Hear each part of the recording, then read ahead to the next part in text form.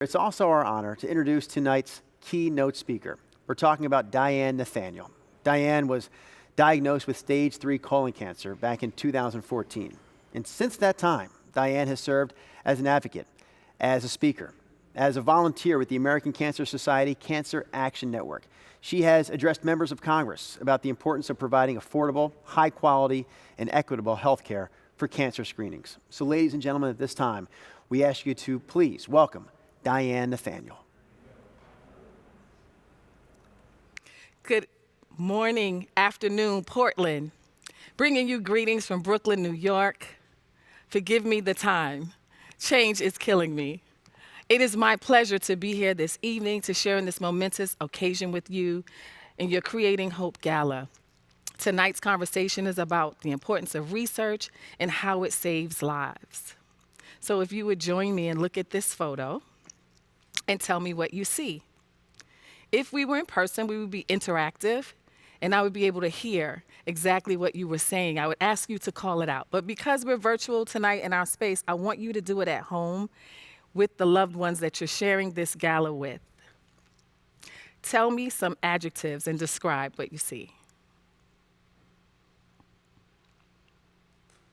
Usually when I do this, people say things like, you look confident, you look happy, you look healthy, you look strong, you look vibrant, you're well dressed.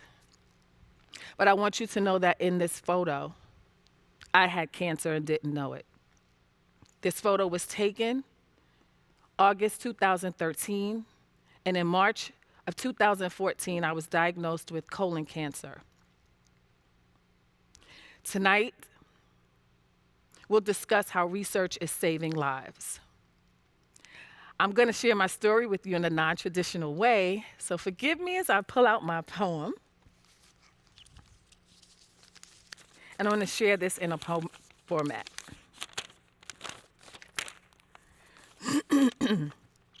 No, you didn't, cancer, come for me. I'm not even old enough to have my first colonoscopy. Last I checked, the screening age was 50. Right now, I'm 44. And here you come knocking at my door. Today is my son's 12th birthday. We are going to celebrate. But now I have to convey the news to my family that my life is at stake. This was supposed to be a simple shoulder surgery. How is it I ended up with cancer on my first colonoscopy? Now I step into the unknown. Unsure of my staging, I feel so alone. 2 weeks from my diagnosis, 3/7/14, I was scheduled for surgery. Knowing that they would be removing parts of me. Grateful for research, they could do it laparoscopically. But my staging revealed I was in stage 3. Now the hard part begins. Because if I don't do chemo, cancer wins. So for 8 months, 12 rounds, 48 hours, every 2 weeks, chemo was my friend. No doubt in my mind that research saved me. Today I stand here 8 years Ned, no evidence of disease. I beat stage 3. This is my happy dance. My happy dance. I am research. You are research. We are all here benefactors of research. Because of research, I was able to have a colonoscopy which detected the malignant tumor in my colon. Because of research, I was able to have that laparoscopic surgery without a colostomy bag. Because of research, I was able to receive my medication through the port in my chest. Years ago, we could not do that.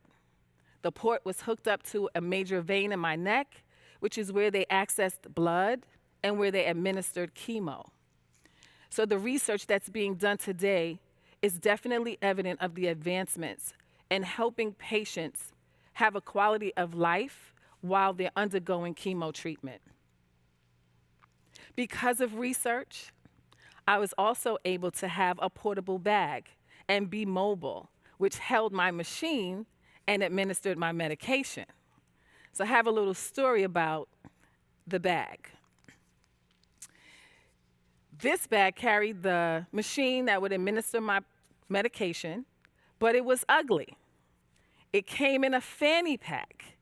And I was like, I'm not wearing that. That is a photo of me on the first day of chemo treatment. And I told the doctor, listen, you got to give me something nicer than this if I'm doing chemotherapy. He laughed and said, Diane, this is what it is. So I went home and I took to Facebook. And I said, hey guys, this is what's going to be giving me chemo. This is the machine, but this fanny pack has got to go. So a good friend of mine donated a Coach bag. And that is how I would travel around with the Coach bag and my machine, just so that I could feel good and hide the actual treatment I was doing. And then comes the fact that I needed to give this thing a name. If I'm going to be walking around doing chemo, well, I need to have a name for it. So I took to Facebook again, and I said, I need a name for this machine that's giving me life. So people gave me crazy names, and then finally we settled on Live. I'm not sure if you're familiar with the show Scandal that used to come on, Shonda Rhimes. I was like an avid watcher. I was a gladiator in a skirt. And Liv's name came from Fitz, who was the president at the time, for those of you who watched the show, and her name was Olivia Pope. Olivia Pope was like the fixer of all messes, and her nickname was Liv. So I settled on Liv because I'm thinking this machine is canceling cancer out. It's cleaning up that cancer mess, but it's also keeping me alive. So that's the story about Liv. And the last thing research was able to do for me was allow me to meet some milestones with my children, to live and see them graduate. Immediately, I thought when I was diagnosed, I would never live to see my children reach those milestones that you see on stage. When you get a cancer diagnosis, you immediately think death. You don't think life. And today, while I was walking through Providence Cancer Institute, I thought, wow, I wish I had a space like this to heal. The opportunity to meet Dr. Erba, Dr. Goff, Dr. Fox, and Dr. Bell really, really blessed me. Those of you who are watching, continue to support. If you're watching, it means you care. It means you know that the work they're doing is making a difference. No donation is too small. I was especially impressed with their translational research, and that their slogan is from bench to bed, meaning that they are using the very cells from the patients who are there to create their treatment. And they are actually treating them like there's not this other superstar doctor that's going to swoop in and do the treatment. They are hands-on. They are providing stellar service. The place is beautiful. All the machines that they have to make this a really, really working state-of-the-arts program, I was impressed. And I want Providence to know that New York is impressed with you. When I said I was coming here to be a keynote, they gagged. They were like, Providence Cancer Institute, you're going to Oregon? And I'm like, yes, you know of them? And they said they watch you.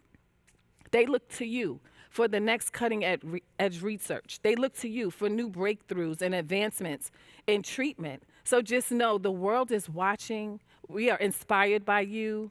I think after my visit today, I absolutely know more about research. I understand why you do what you do. The doctors were passionate. Everyone who worked there was amazing and nice and seemed happy to be there. And although I didn't get a chance to go to visit any patient sites yet, I am knowing that they are feeling safe, they are feeling helped, they are feeling healed. You are creating hope. And so for that, I salute you.